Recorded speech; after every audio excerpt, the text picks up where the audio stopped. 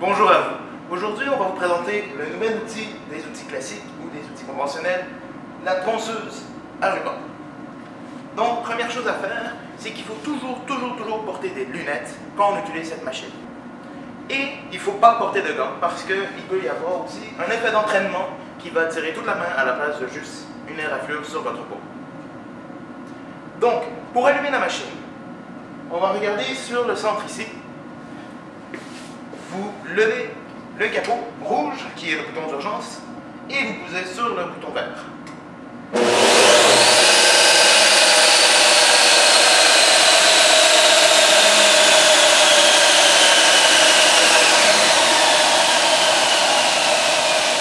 Pour éteindre la machine, vous pesez sur le bouton rouge qui est écrit 0 dessus.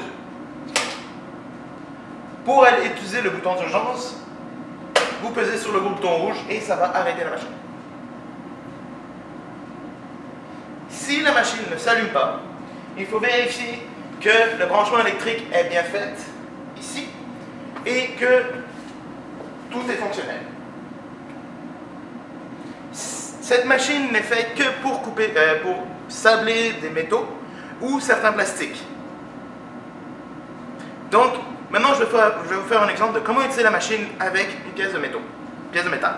Il faut aussi savoir que le sablage de métaux ou de bois ou de plastique ou n'importe quoi en fait va créer beaucoup de poussière et beaucoup de poudre dans le fond.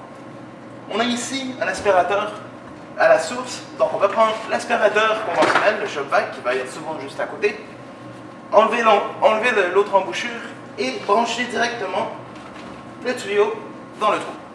Et ensuite, bien sûr, l'allumer avant de faire le sablage. J'aimerais porter à votre attention qu'il y a deux éléments tournants dans cette machine. Il y a le disque ici qui va tourner et le ruban ici qui va bouger aussi. Donc, quand on l'allume, il faut s'assurer qu'il n'y a personne qui est à côté de cette zone-là ici qui pourrait toucher cette zone-là par accident ou que si vous travaillez ici, qu'il y a quelqu'un de l'autre côté.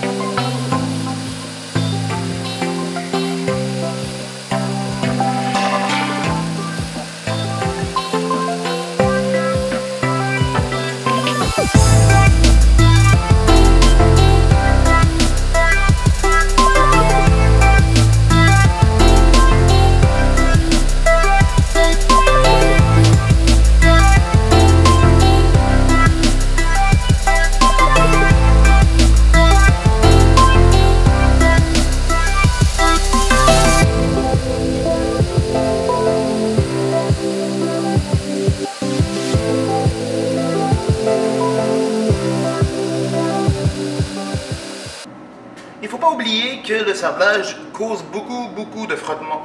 Donc, il va y avoir une certaine chaleur qui va être incluse, qui va être retenue dans la pièce. Donc, quand j'avais fini de sabler ce coin rond ici, la pièce était rendue vraiment chaude. Donc, il faut faire attention de, 1, pas toucher la pièce que vous venez de travailler parce qu'elle va devenir extrêmement chaude. Et 2, si vous travaillez longtemps sur un coin de la pièce ou sur un point spécifique, comme ici par exemple, vous devez retirer la pièce, laisser refroidir un peu et après revenir. Vous pouvez avec de l'air comprimé refroidir la pièce avec votre souffle ou avec de l'eau aussi si c'est ce que vous voulez faire.